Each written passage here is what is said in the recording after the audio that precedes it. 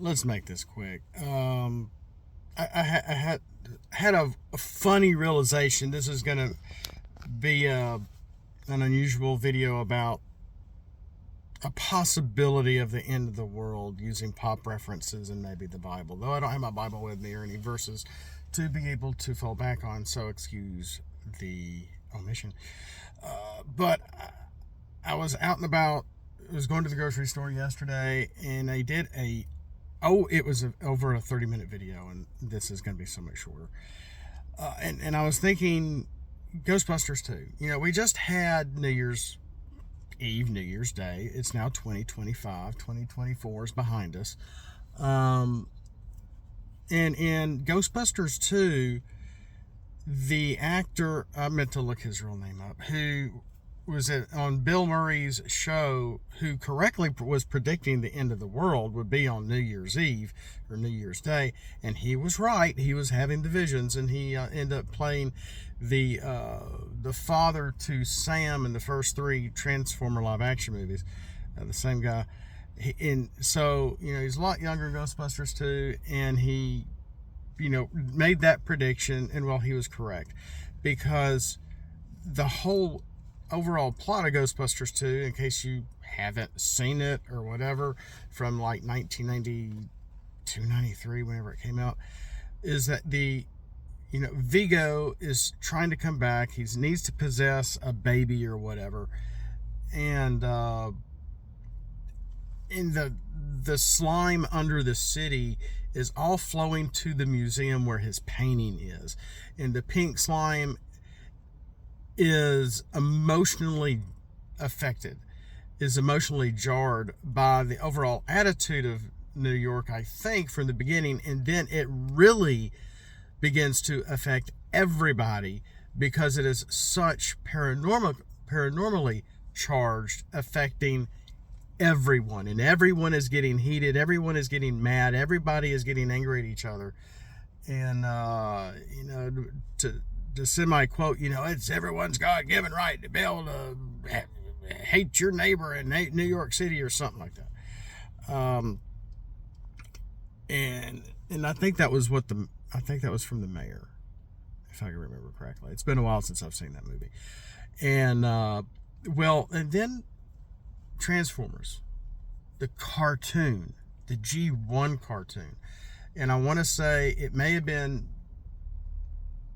before season 4, which a lot of us don't consider season 4 because it was so short, it was so shoehorned, and they tried to put in all these characters in 3 episodes. Anyway, it was a big mess. But the true ending of the show is this the hate plague. The hate plague comes, turns everybody, for visual effect, so we know who's hateful or not, red. Okay, and I think the Quintessons released it. I can't remember. And the Decepticons get madder, if you are angry, or if you can believe it. Autobots go mad. People of Earth go mad. Aliens of all planets are going mad. Nobody can seem to be able to get away from this plague of hate that is spreading when you touch somebody else, kind of like a virus. So, long story short, how were both of them resolved?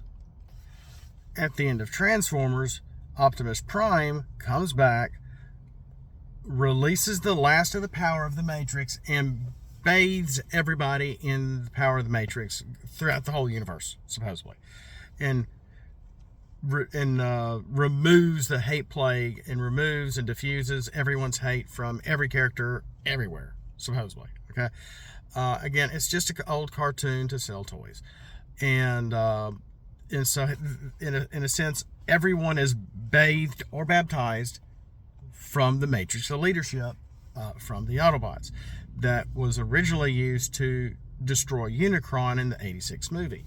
So, and at the very end, I believe, Rodimus is sort of back instead of Hot Rod is back instead of Rodimus Prime, and Hot Rod is like, well, all the power is gone. Where's it gonna,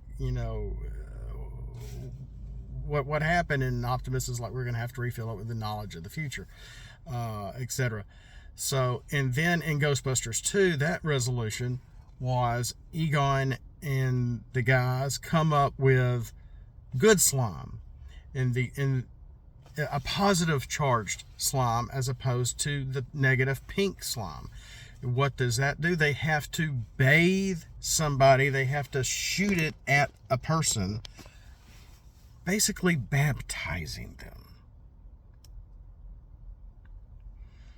So they can be, quote unquote, in a way, born again, because you can't be born twice, Nicodemus. You can't be born again from your mother's womb after you've already been born.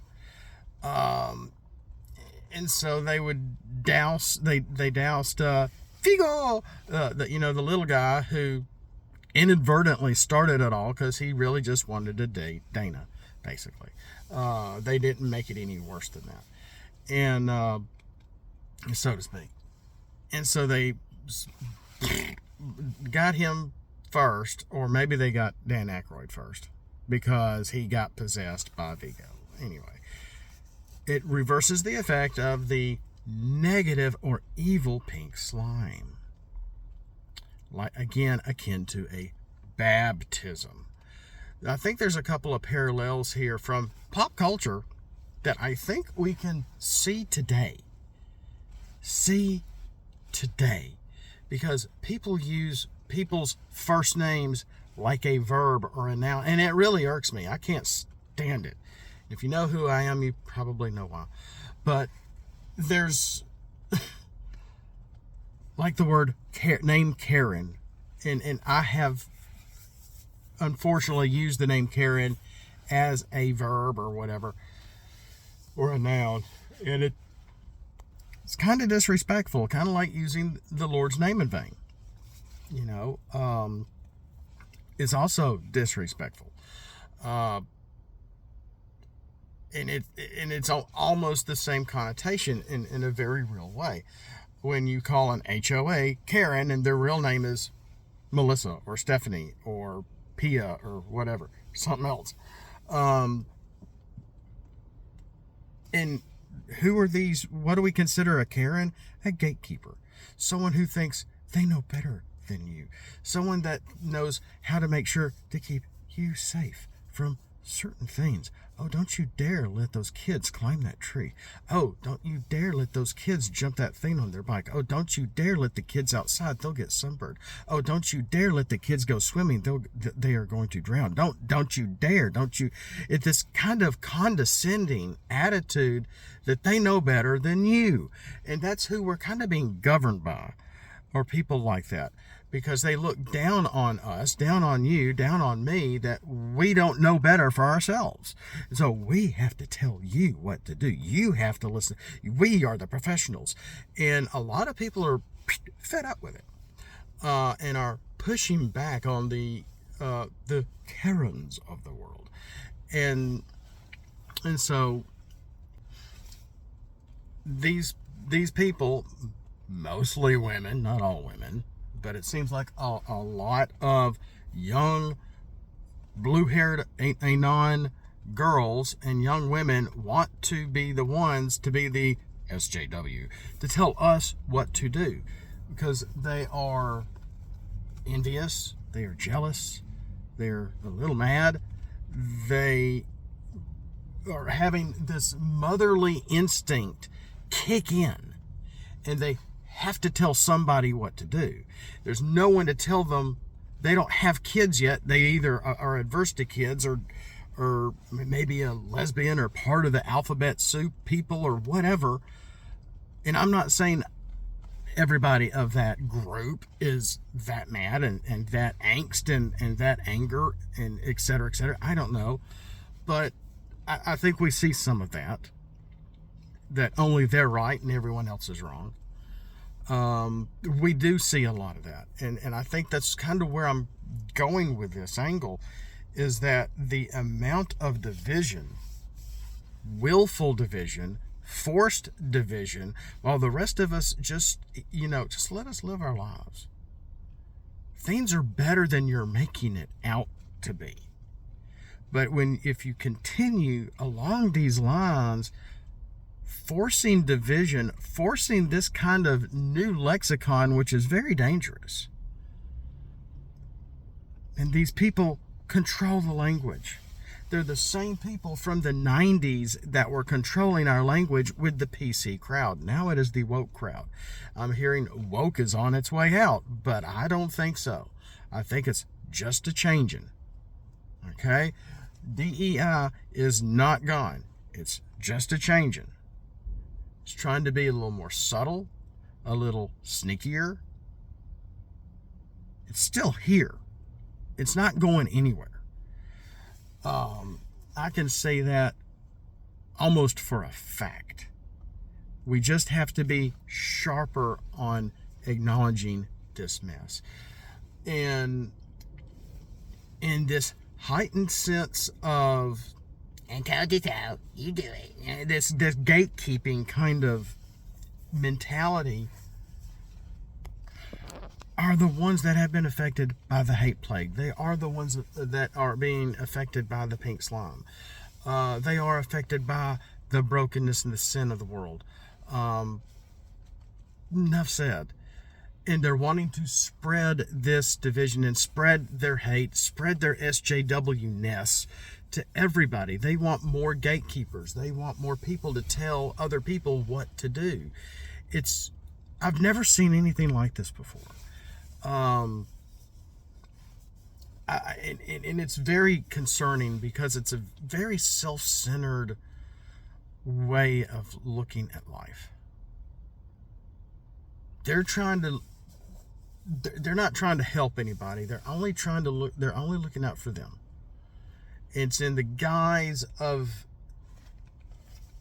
pretending to make it look like they're looking out for other people, and they're not. They're really not. And we are in the era of, I've said on this channel for up 10 years, this is the era of me, myself, and I. Me. Look at me in these outfits. Look at me with this ridiculous stuff on. My pronouns are, etc., etc. We're seeing a lot less of that too. But it's still around. And I don't even like the term selfie ever since it was coined like 15, 18 years ago. I'm like, really? What the heck is a selfie? Or bathroom selfie and this selfie and that crap. And it's just overkill. It's just overkill. You can't just take a picture or have someone else hand someone else your phone to take a picture of you and your spouse, you and your wife, you and your husband, whoever, you and your dog. No, you have to do it yourself and hold your phone and try to get a picture of you and whoever, and it's, or your food, or where you are, and to show everybody, and to me that's dangerous. Because then if you do that while you are on vacation, you're letting everyone know you're not at home. I never do that. I might do it after the fact and say, hey, look at these pictures. We were here. You know, I'm not saying we are here, but I'm getting distracted. I'm getting off the point. But my point is that, you know, we're seeing a heightened sense of selfishness, a heightened sense of division when there shouldn't really be any. And the media loves it. The media wants the views. The media wants the clicks. The media wants the impressions. It's all a part of the algorithm. What's trending and what's going viral, etc., etc. And it's hate. It's selfishness and it's hate, and it's spreading. And it's hard to hear good news stories, and good things are happening. Again, you have to search for it. If you want truth, if you want real truth, especially if it's Christian-led or Christ-led, you have to dig, because it doesn't go with the algorithm at all. And that's unfortunate, because we need more positive stories. We need more, I don't want to say feel good, because I don't want things to be fake, but things that bring us back down to earth, that ground us. Stories that make you smile and realize how grateful it is to be here right now and alive today, to be able to have the chance to complain about whatever. And I don't really do New Year's resolutions, but I'm going to try to do a whole lot less complaining. Even if I'm biting my tongue a whole lot, which I have talked about self-control on this channel off and on throughout the years here, because that was one of Jesus's main themes that he was talking about during his 3-year travels. Self-control. And we are seeing a lack of any self-control. Restricting yourself from, I'm just going to say it, being an ass.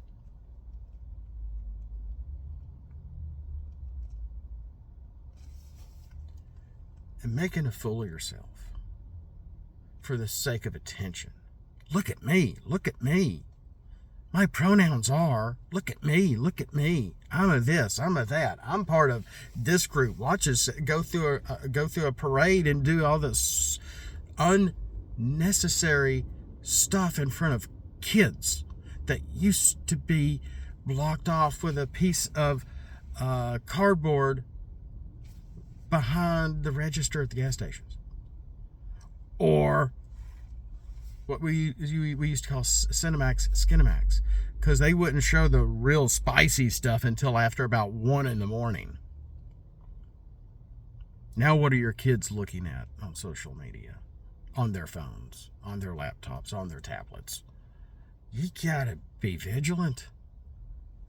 I mean, thank you, Paul, from the writings of all the churches you wrote to. We've got to be vigilant.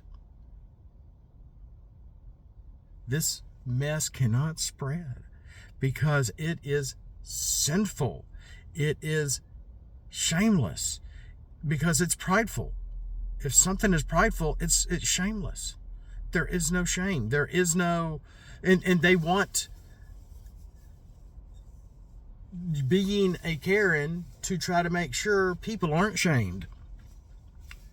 You can't, and if you are, you have to be mad. You can't be humiliated, and to be able to be humbled a little bit, to think inwardly about your decisions. No need in walking around with your tail between your legs when you can just retaliate with cursing, retaliate with anger, retaliate with hate.